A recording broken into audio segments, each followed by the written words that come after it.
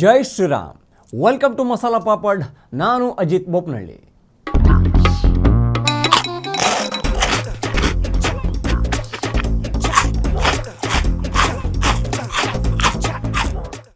ಈಗ ನಮಗೇನಾದರೂ ಸಮಸ್ಯೆ ಆಯಿತು ಅಂದರೆ ನಾವು ದೇವರ ಮೊರೆ ಹೋಗ್ತೀವಿ, ಅಥವಾ ಶುರುವಲ್ಲಿ ಫ್ರೆಂಡ್ಸ್ ಹತ್ರ ಇದೆಲ್ಲ ಕೇಳ್ತೀವಿ. ಲಾಸ್ಟು ನಮಗೆ ಸಂಕಟ ಬಂದಾಗ ವೆಂಕಟರಮಣನೇ ನೆನಪಾಗಬೇಕಲ್ಲ, ಹಾಗಾಗಿ ದೇವ್ರ ಹತ್ರ ಹೋಗ್ತೀವಿ. ಅಲ್ಲೂ ಏನು ಪರಿಹಾರ ಇಲ್ಲ ಅಂದರೆ ಏನು ಮಾಡ್ತೀವಿ? ಜ್ಯೋತಿಷಿಗಳ ಹತ್ರ ಹೋಗ್ತೀವಿ, ಅಥವಾ ಮಾಟ ಮಂತ್ರ ಮಾಡಿಸೋರ ಹತ್ರ ಕೂಡ ಹೋಗಿದ್ದು ನಿದರ್ಶನಗಳಿದ್ದಾವೆ. ನಾನು ಹೋಗಿಲ್ಲ, ಜನರಲ್ ಆಗಿ ಹೇಳಿದ್ದು. ಅದರಲ್ಲೂ ಫೇಮಸ್ ಅಂದರೆ ಕೇರಳದ ಮಾಟ ಮಂತ್ರ ಮಾಡೋರು ಭಯಂಕರ ಫೇಮಸ್ಸು. ನೀವು ತುಂಬ ಕಡೆ ನೋಡಿರ್ತೀರ. ಅಲ್ಲಿ ಬೇಕಾ ಅಲ್ಲಿ ಬಸ್ ಸ್ಟ್ಯಾಂಡ್ ಮೇಲೆ, ಬಸ್ ಸ್ಟಾಪ್ ಒಳಗಡೆ, ಟಾಯ್ಲೆಟ್ ರೂಮಲ್ಲಿ, ಗೋಡೆ ಮೇಲೆ ಎಲ್ಲ ಕಡೆ ಕೇರಳದ ಖ್ಯಾತ ಮಾಟಗಾರರು, ಜ್ಯೋತಿಷ್ಯರು ಅಂತ ಬೋರ್ಡ್ಗಳನ್ನು ನೋಡಿರ್ತಾರೆ. ಅಡ್ವರ್ಟೈಸ್ಮೆಂಟ್ಗಳು ಕೂಡ ನಮ್ಮ ಈ ಫೇಸ್ಬುಕ್ಕು, ಯೂಟ್ಯೂಬ್ ವೀಡಿಯೋದಲ್ಲಿ ಕಾಣಿಸ್ತಾ ಇರುತ್ತೆ. ಈಗ ನಮ್ಮ ನಾಥಗುರು ದುರ್ಮಾಂಸ ಲೇಖ ಅವರು ಕೇರಳದಿಂದ ಈಗ ಒಬ್ಬರನ್ನ ಒಂದು ಮಾತು ಕೇಳ್ಕೊಂಬಂದಿದ್ದಾರೆ. ನಮ್ಮ ಭಾರತದ ಭವಿಷ್ಯ ಏನಾಗಲಿದೆ ಅಂತ. ಏನದು ದುರ್ಮಾಂಸ ಲೇಖ ಅವರು ಕೇಳ್ಕೊಂಬಂದಿರೋದು ಅಂತ ಅವ್ರ ಜೊತೆ ಮಾತಾಡ್ತಾನೆ ನಾವು ಕೇಳಿಸ್ಕೊಳ್ಳೋಣ. ಲೋಕಸಭೆ ಚುನಾವಣೆಯಾಗಿ ನರೇಂದ್ರ ಮೋದಿ ಅವರು ಪ್ರಧಾನಿಗಳಾಗ್ತಾರೆ. ಹೌದೌದು, ಒಂದಲ್ಲ ಎರಡಲ್ಲ, ಮೂರನೇ ಸಲ ಪ್ರಧಾನಿ ಆಗ್ತಾರೆ.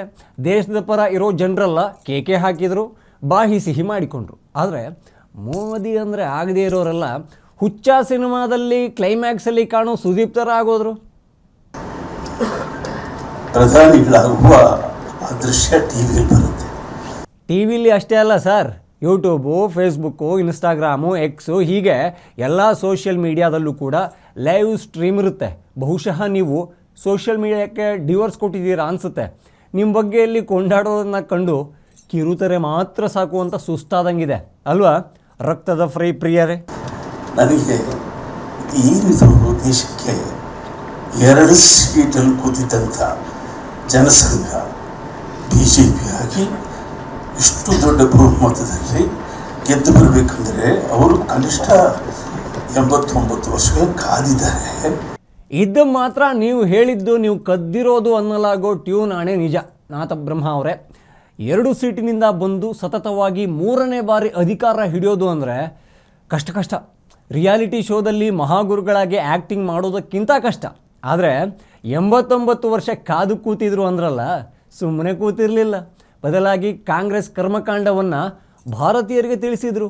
ಹಿಂದುತ್ವ ನಮಗೆ ಯಾಕೆ ಬೇಕು ಅನ್ನೋದನ್ನು ಹೇಳಿದರು, ಅರ್ಥ ಮಾಡಿಸಿದರು. ಕೋಟಿ ರಾಮ ಭಕ್ತರ ಕನಸಿಗೆ ನೀರು ಎರೆದರು. ಮನೆ ಹಾಗೂ ಮನೆ ಮಂದಿಗೆ 10 ತಲೆಮಾರಿಗೆ ಆಗುವಷ್ಟು ಆಸ್ತಿ ಮಾಡಿರೋರ ಮಧ್ಯ ಮನೆ ಮಠ ಬಿಟ್ಟು ಪಕ್ಷಕ್ಕಾಗಿ ದುಡಿದವರು ಇದ್ದಾರೆ. ಸುಮ್ಮನೆ ಕೂತಿದ್ದಕ್ಕೆ ಅಧಿಕಾರ ಸಿಗಲ್ಲ ಇವರೇ.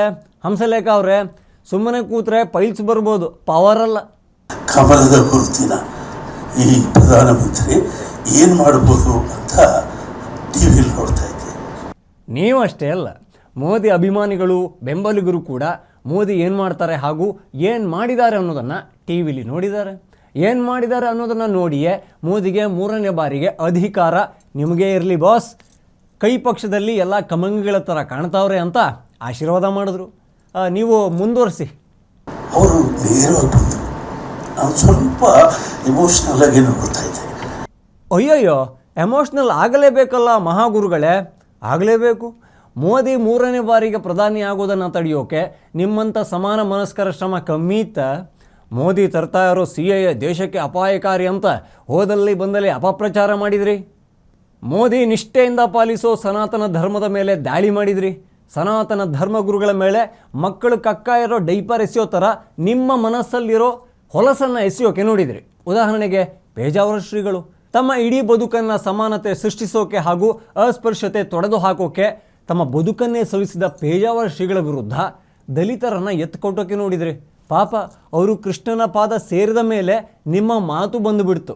ಜೈನರ ನಂಬಿಕೆಯನ್ನು ಬುಲ್ಶಿಟ್ ಅಂದು ವಿಕೃತಿ ಮೆರೆದ್ರಿ. ಇಷ್ಟೆಲ್ಲ ಮಾಡಿದ ಮೇಲೆ ಕೂಡ ನಿಮ್ಮ ಬಾಲ ಬುದ್ಧಿಯ ಅಪ್ರಬುದ್ಧ ನಾಯಕ ರಾಹುಲ್ ಗಾಂಧಿ ಪ್ರಧಾನಿ ಆಗಿಲ್ವಲ್ಲ. ಸಿದ್ದುಗೆ ಸಿಂಟೆಕ್ಸ್ ಹಿಡಿದು ದಸರಾ ಉದ್ಘಾಟನೆ ಅಂತ ಹಮಾನ್ ಕಾರ್ಯ ಮಾಡಿದ್ರು ಕೂಡ ಕನ್ನಡಿಗರು ನನ್ನ ಮಾತು ಕೇಳದೆ ಕರ್ನಾಟಕದಿಂದ ಅತಿ ಹೆಚ್ಚು ಸೀಟುಗಳನ್ನು ಮೋದಿಗೆ ಕಳಿಸ್ಕೊಟ್ರಲ್ಲ.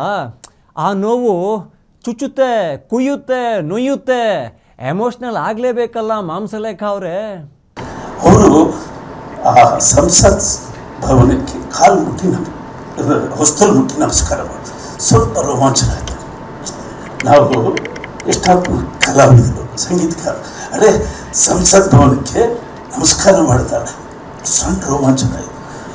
ಓಹೋ, ಎಮೋಷ್ನಲ್ ಜೊತೆಗೆ ರೋಮಾಂಚನ ಆಗಲೇಬೇಕಲ್ಲ ಮಹಾಗುರುಗಳೇ. ತಾನು ಮಾಡ್ತಾ ಇರೋ ದೇಶ ಸೇವೆಯ ಈಶ ಸೇವೆ ಅಂದ್ಕೊಂಡಿರೋ ಪ್ರಧಾನಿ ತುಂಬಾ ಸಂಸ್ಕಾರವಂತರು.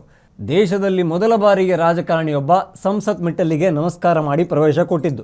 ಅದಾದ ಮೇಲೆ ಮೋದಿಯವ್ರನ್ನ ಕಾಪಿ ಮಾಡಿಕೊಂಡು ನಮ್ಮ DKC ಅವರು ಕೂಡ ಅದೇ ಥರ ಮಾಡಿದ್ರು. ಅದೆಷ್ಟು ನಾಟಕೀಯತೆ ಅನ್ನಿಸ್ತು ಅಂದರೆ ನಿಮ್ಮ ಮಾತು ಕೂಡ ಅದ್ರ ಮುಂದೆ ಏನೂ ಅಲ್ಲ. ರಾತ್ರಿ ಎಲ್ಲ ಯೋಚನೆ. ಬೆಳಿಗ್ಗೆ ನನ್ನ ರೆಕಾರ್ಡಿಂಗ್ ಸ್ಟುಡಿಯೋಗೆ ಹೋದೆ.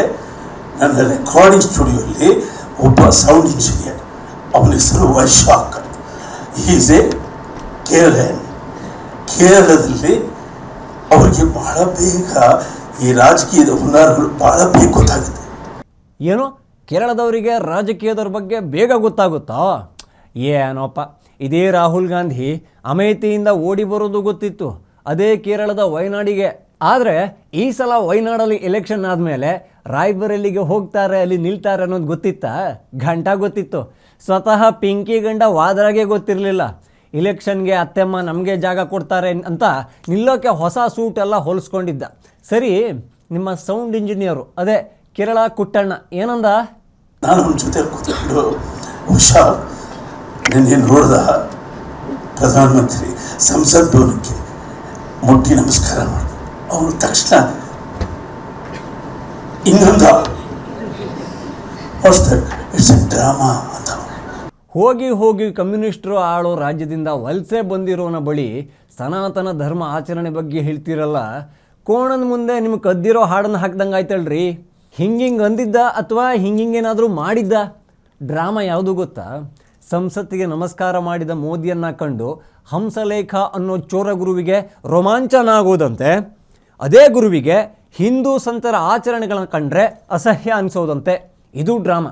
ಒಂದು ಕೆಲಸ ಮಾಡಿ, ಸರಿಗಮಪ ಆದಮೇಲೆ ನಿಮ್ಮ ಚಾನಲ್ ಮಂದಿ ಏನಾದರೂ ಡ್ರಾಮಾ ಜೂನಿಯರ್ಸ್ ಥರ ಡ್ರಾಮಾ ಸೀನಿಯರ್ಸ್ ಏನಾದರೂ ಮಾಡಿದ್ರೆ ನೀವೊಂದು ಆಡಿಷನ್ ಕೊಡಿ. ಆ್ಯಂಕರ್ ಅನುಶ್ರೀಯಿಂದ ರೆಕಮೆಂಡ್ ಮಾಡೋಕೆ ಹೇಳಿ. ನಿಮಗೆ ಆ್ಯಕ್ಟಿಂಗಲ್ಲಿ ಒಳ್ಳೆ ಫ್ಯೂಚರ್ ಇದೆ. ನಾನು ಕನ್ನಡಿಗ ಭಾವನಾತ್ಮಕವಾಗಿ ಅಯ್ಯೋ ಸಂಸತ್ತಿಗೆ ನಮಸ್ಕಾರ ಮಾಡ್ತಾರೆ ಅಂದ್ರೆ ಡ್ರಾಮಾ ಅಂತ, ಅಂದರೆ ಅಷ್ಟು ಸೂಕ್ಷ್ಮವಾಗಿದ್ದಾರೆ. ನಾನು ಕನ್ನಡಿಗ ಅಂತ ಹೇಳಿಕೊಳ್ತೀರಿ, ನಿಮ್ಮ ಹತ್ರ ಕೆಲಸ ತಗೊಂಡಿದ್ದು ಕೇರಳಿಗ ಅಂತೀರಿ.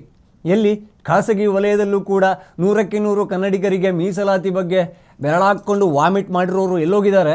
ಅಲ್ಲ, ನಿಮ್ಮದು ಕೂಡ ಖಾಸಗಿ ವಲಯ ಅಲ್ವಾ? ಸಿದ್ದು ಸರ್ಕಾರಕ್ಕೆ ನೀವು ಪೆಟ್ರೋಮ್ಯಾಕ್ಸ್ ಹೊತ್ತಿರಬಹುದು. ಹೆಂಗೆ ಆದರೂ ಕನ್ನಡಿಗರೇ ನೀವು ಮಣೆ ಹಾಕಬೇಕಿತ್ತಲ್ಲ. ಬಾಕಿ ಕಂಪ್ನಿ ಓನರ್ಗಳು ಕನ್ನಡಿಗ ಅಂತ ಕೆಲಸ ಕೊಡಬೇಕು, ನೀವು ಮಾತ್ರ ಸ್ಕಿಲ್ ಇರೋ ಕೇರಳ ಹುಡುಗನಿಗೆ ಕೊಟ್ಟರೆ ಓಕೆ. ಇದನ್ನೇ ಹೇಳೋದು ನಾಯಿಪಾಡು ಅಂತ. ಹೊಟ್ಟೆಗೇನೂ ಇಲ್ಲ, ಬಿಸ್ಕತ್ ಬೇಕೇ ಬೇಕು ಅಂತ ಸೈಡಲ್ಲಿ ಹೋಗಿ ಮೂಳೆ ಕಡಿಯೋದು. ಸಂಸತ್ ಭವನಕ್ಕೆ ಅವತ್ತು ನಮಸ್ಕಾರ ಮಾಡ್ದ, ಹೌದಾ? ಆಮೇಲೆ ಏನು ಮಾಡ್ದ ಅಂತ ಸಂಸತ್ತನ್ನೇ ಬದಲಾಯಿಸ್ಬಿಟ್ಟ. ಈಗ ಸಂವಿಧಾನಕ್ಕೆ ನಮಸ್ಕಾರ ಮಾಡವನೇ. ತಿಳ್ಕೋ, ಸಂವಿಧಾನ ಚೇಂಜ್ ಆಗುತ್ತೆ. ಕೇರಳದವ್ರು ಎಷ್ಟು ಸ್ಮಾರ್ಟ್ ಆಗಿದ್ದಾರೆ, ಫಾಲೋ ಮಾಡಿ ನನಗೆ ಫೋನ್ ಮಾಡಿ ಅಲ್ಲ. ನಿಮ್ಮ ಘನತೆ ಹಾಗೂ ಕಿಮ್ಮತ್ತು ಎಷ್ಟು ಉಳಿದಿದೆ ಅನ್ನೋಕೆ ಇದೊಂದು ಮಾತು ಸಾಕು. 100 ಕೋಟಿ ಭಾರತೀಯರ ಪ್ರೈಮ್ ಮಿನಿಸ್ಟರ್ಗೆ ಏಕವಚನ ಪ್ರಯೋಗ. ಅವರು ನೀವು ಹೋಗೋ ಬಾರಲ್ಲಿ ಸಪ್ಲೈಯರ್ ಅಲ್ಲ, ನಿಮ್ಮ ಮನೆಯ ಕಾರ್ ಡ್ರೈವರ್ ಅಲ್ಲ, ಅವರು ಭಾರತದ ಪ್ರಧಾನಿ. ಗೌರವ ಕೊಡೋ ಯೋಗ್ಯತೆ ಕೂಡ ಎಲ್ಲರಿಗೂ ಬರಲ್ಲ. ಅದು ನಿಮ್ಮ ಸಮಸ್ಯೆ. ಎಲ್ಲ ಪಡ್ಕೊಂಬಂದಿರಬೇಕು ಬಿಡಿ. ಸಂಸತ್ತಿಗೆ ನಮಸ್ಕಾರ ಮಾಡಿದ ಮೋದಿ ಸಂಸತ್ತನ್ನೇ ಬದಲಿಸಿದ್ರು. ಈಗ ಸಂವಿಧಾನಕ್ಕೆ ನಮಸ್ಕಾರ ಮಾಡಿದ ಮೋದಿ ಸಂವಿಧಾನವನ್ನು ಬದಲಿಸ್ತಾರೆ. ಅಟ್ ದಿಸ್ ಪಾಯಿಂಟ್ ಲಾಜಿಕ್ ಅನ್ನೋದು ಚೋರ್ ಗುರುವ ವೀಣೆಯ ತಂತಿಯನ್ನು ಹರ್ಕಣ್ ಮುರ್ಕಣ್ ಚುಚ್ಕಣ್ ಸತ್ತೋಗಿದೆ. ರೀ ಸ್ವಾಮಿ, ಸಂವಿಧಾನ ಬದಲು ಮಾಡೋದು ಅಂದರೆ ಸ್ನಾನ ಆದಮೇಲೆ ಬದಲಿಸೋ ಲಂಗೋಟಿ ಅಲ್ಲ.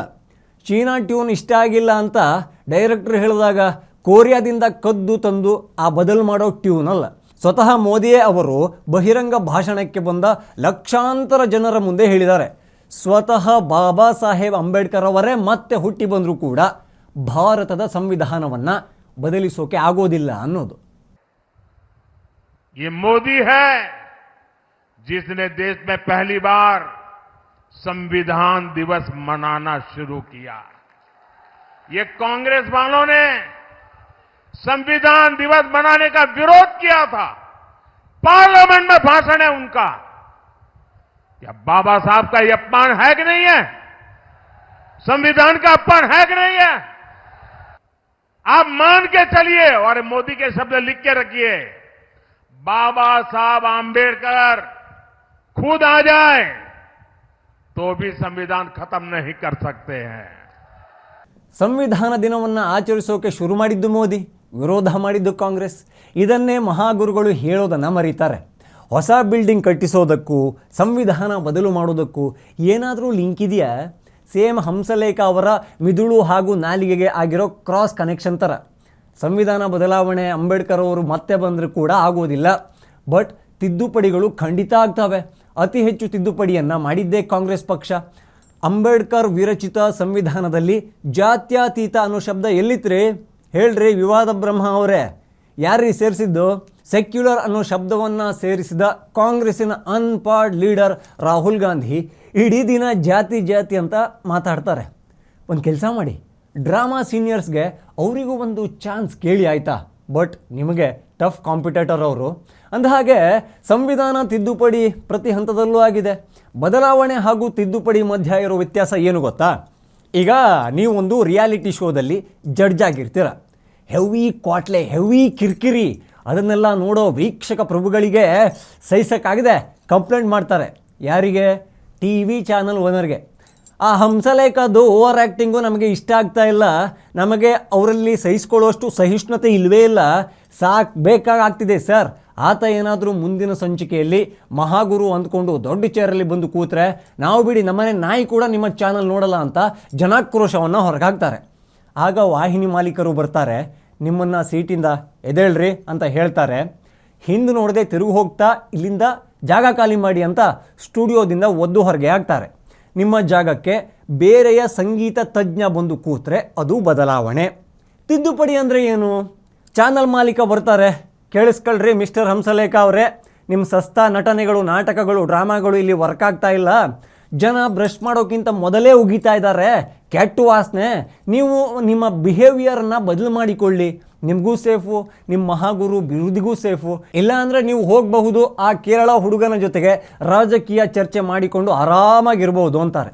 ಇದ್ಯಾಕೋ ನಸೀಬು ಅನ್ನೋ TUNE ಅಂದರೆ ಟ್ಯೂನ್ ಅನ್ನೋದು TABLA ತಬಲಾ ಥರ ಎರಡೂ ಕಡೆ ಬಾರಿಸ್ತಾ ಇದೆಯಲ್ಲ ಅಂದ್ಕೊಂಡು ಜನರಿಗೆ ಇಷ್ಟ ಆಗೋ ಥರ ನಿಮ್ಮಲ್ಲಿಯೇ ನೀವು ಬದಲಾವಣೆ ತಂದುಕೊಂಡ್ರೆ ಅದು ತಿದ್ದುಪಡಿ.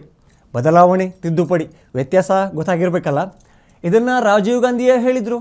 ಕೇಳಿಲ್ವಾ? ಕೇಳ್ತೀರಾ? ಕೇಳೋದಷ್ಟೇ ಅಲ್ಲ, ನಿಮ್ಮ ಕೇರಳದ ಹುಡುಗನಿಗೂ ಕೂಡ ಹೈ ವಾಲ್ಯೂಮಲ್ಲಿ ಕೇಳಿಸ್ಬೇಕಾಯ್ತಾ?